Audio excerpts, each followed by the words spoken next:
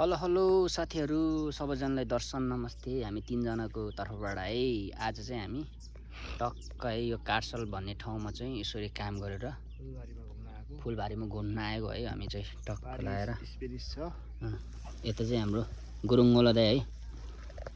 Hello दाइ hello. त्यसपछि यता हाम्रो बोस मेन बोस चाहिँ हाम्रो भेना। बोस भनेको त राम्रै हो नि त, रेस्पेक्ट भेना। अनि त्यसपछि टक्क यस्तो बाबालाई दामी छ नि ठाउँहरू त है। के पारी चाहिँ थाइल्यान्डहरू है।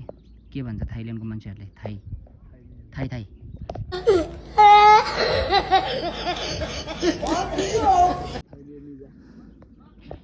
थाई आमीको आमिकाहरू।